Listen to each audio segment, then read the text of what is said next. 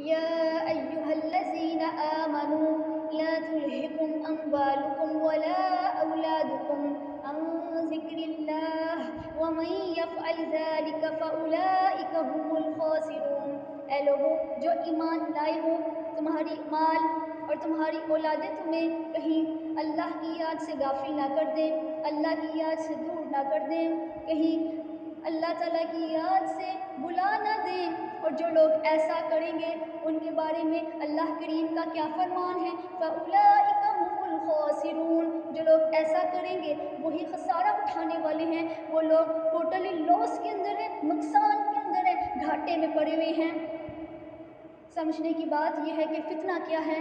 ہر وہ چیز فتنہ ہے جو انسان کو اپنے رب کی یاد سے دور کر دے، اللہ کی یاد سے روک دے، اللہ کے قریب نہ آنے دے، اللہ کے ذکر سے دور کر دے، اللہ کے دیے ہوئے صراط مستقیم سے چلنے سے روکنے کا سبب بنے، نبی علیہ السلام سے دور کر دے، قرآن سے دور کر دے، اللہ اکبر، اللہ دین اسلام سے دور کر دے۔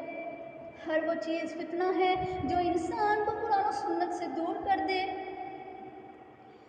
اللہ کریم کا کیا فرمان ہے؟ یا ایھا الانسان ما غرک بربک الکریم۔ اے انسان، تجھے اپنے رب کریم کے بارے میں کس چیز نے دھوکے میں ڈال دیا ہے؟ اللہ پاک فرماتے ہیں، اے دنیا کے لوگوں، رب کریم کا فرمان دل کی آنکھوں سے سنو نا۔ یا ایھا الناس ان وعد اللہ حق۔ لوگوں، اللہ کا وعدہ سچا ہے کہ دنیا کی زندگی تمہیں دھوکے میں نہ ڈال دے۔ اللہ اکبر، اللہ، کیونکہ ہر برائی کا آغاز بھی دنیا کی محبت سے ہوتا ہے۔ کہیں اللہ پاک اپنی کتاب قرآن مجید میں، فرقان حمید میں ہماری رہنمائی کرتے ہیں، ہمارے ایمان کی فکر کرتے ہوئے ہمیں سمجھاتے ہیں، ہمیں بتاتے ہیں، وَاعْلَمُوا أَنَّمَا أَمْوَالُكُمْ وَأَوْلَادُكُمْ فِتْنَةٌ۔ اور جان لو تمہارے مال اور تمہاری اولادیں واقعتاً آزمائش ہیں۔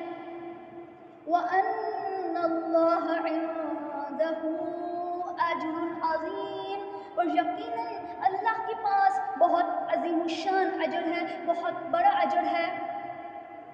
اللہ تعالیٰ نے مال و دولت اور اولاد کی جو نعمتیں تمہیں عطا کی ہیں نا، وہ تمہارے لیے ایک آزمائش ہے، تاکہ اللہ تعالیٰ اس کے ذریعے یہ ظاہر فرما دے کہ تم مال اور اولاد میں اللہ کے حقوق کو کس طرح ادا کرتے ہو، اللہ تعالیٰ کے احکامات پر عمل کرنے میں مال اور اولاد کی محبت تمہارے لیے رکاوٹ بنتی ہے یا نہیں بنتی۔ اور اس بات کا یقین رکھو، اپنے مال اور اولاد میں جتنا تم اللہ کے احکام کے مطابق عمل کرو گے، اس کا ثواب اللہ ہی کے پاس ہے، لہٰذا تم اللہ کی اطاعت کرو تاکہ آخرت میں تمہیں بے شمار اجر دیا جائے۔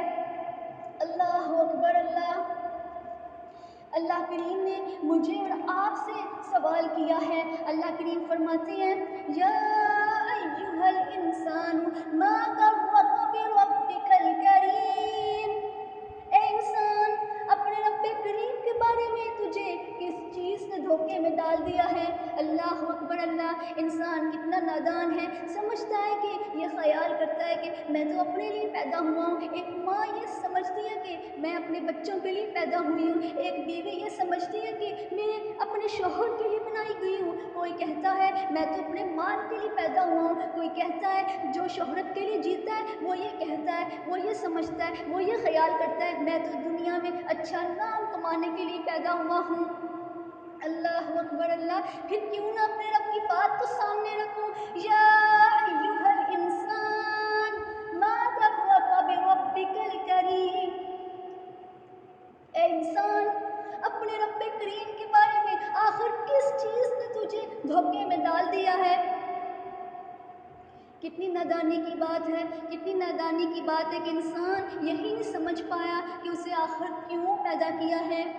اللہ اکبر، اللہ، اللہ کریم ہمیں بتاتے ہیں، اللہ کریم ہمیں سمجھاتے ہیں، اللہ کریم ہمارے سامنے یہ بات رکھتے ہیں۔ اللہ کی کتاب کو کھولو، اللہ تعالیٰ کی بات سامنے آتی ہے، ہمارا رب ہم سے بات کرتا ہے، ہمیں کہتا ہے کہ میں نے آپ کو کیوں پیدا کیا ہے۔ اللہ کریم کا فرمان قرآن میں ملتا ہے، وَمَا خَلَقْتُ الْجِنَّ والإنس إلا ليعبدون۔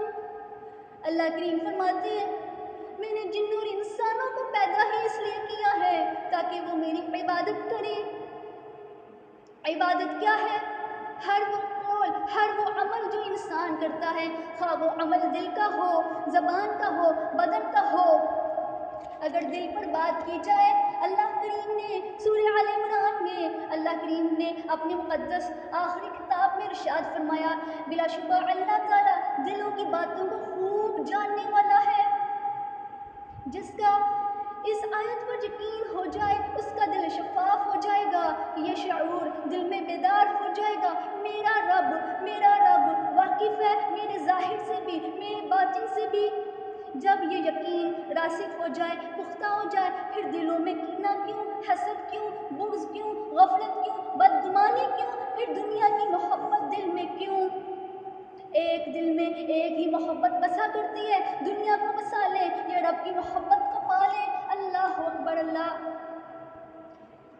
عبادت کیا ہے؟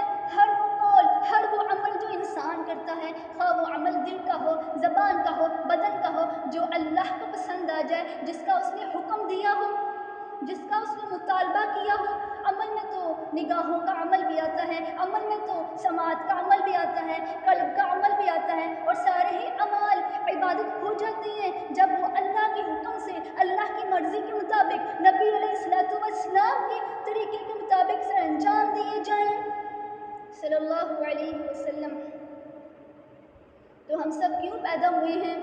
اس لیے کہ ہم اللہ تعالیٰ سے محبت کریں، ہم اپنے مولا کے قریب ہو جائیں۔ محبت ہماری ضرورت ہے، محبت جان پہچان کے بغیر نہیں ہوتی، یہ محبت تقاضا کرتی ہے ہم اپنے رب کے بارے میں جانیں، اس کو پہچانیں، اس کی ذات پر غور کریں، ہمارے قلب کی گہرائیوں میں اس کی ذات پر یقین جو ہو ہمارے قلب کی گہرائیوں میں اتر جائے، راسخ ہو جائے، پختہ ہو جائے۔ یہ یقین جتنا پختہ ہوتا ہے اتنی ہی محبت ہوتی ہے، جتنی یہ محبت بڑھتی ہے اتنی ہی نیکیاں کرنے کی محبت بڑھتی ہے۔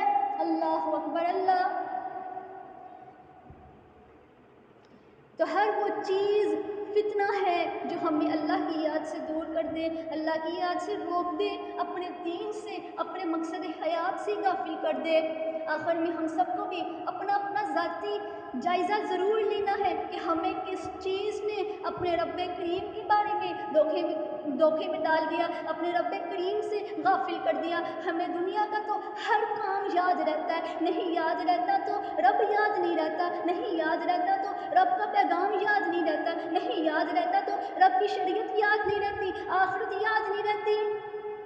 اللہ پاک نے فرما دیا، یا ایھا الانسان، یا ایھا الانسان ما غرک بربک الکریم۔ اے انسان، اپنے رب کریم کے بارے میں آخر کس چیز نے تجھے دھوکے میں ڈال دیا؟ غور فرمائیے، اپنی زندگیوں میں توجہ فرمائیے، وہ کیا چیز ہے جس نے مجھے میرے رب سے دور کر دیا، غافل کر دیا؟ اللہ اکبر اللہ۔ وہ کوئی کام بھی ہو سکتا ہے، دوست بھی ہو سکتا ہے، بزنس بھی ہو سکتا ہے، مال بھی ہو سکتا ہے، جاب بھی ہو سکتی ہے، اولاد بھی ہو سکتا ہے، اور آپ کی وہ تمام خواہشات بھی ہو سکتی ہیں جن میں مصروف ہو کر، جن میں مشغول ہو کر آپ کے پاس وقت ہی نہیں رب کو یاد کرنے کا، اپنی نمازوں کی فکر کرنے کا، حفاظت کرنے کا۔ اللہ اکبر اللہ۔ اپنی انا کو کیوں نہیں چھوڑ دیتے، اپنی نفس کی خواہشات کو کیوں نہیں چھوڑ دیتے، سب کو چھوڑ کر صرف ایک اللہ کی مان لیں۔ اس زندگی کو اسی کے لیے استعمال کرنا سیکھیں، رب کے آگے اپنے آپ کو بچھا دیں، اسی کی مرضی کے آگے اپنے آپ کو گرا دیں، جھکا دیں۔ اللہ نے آپ کو عذاب دے کر کیا کرنا ہے؟ آپ حقیقی معنوں میں صحیح مومن کیوں نہیں بن جاتے، احکام شریعت کے تابع ہو جائیں؟ کمال تو اسی میں ہے کہ دنیا میں رہتے ہوئے رب کو پانا، رب کی یادوں میں کھو جانا، کسی کو پکڑ کر رب کا رستہ دکھا دینا، رب سے جوڑ دینا۔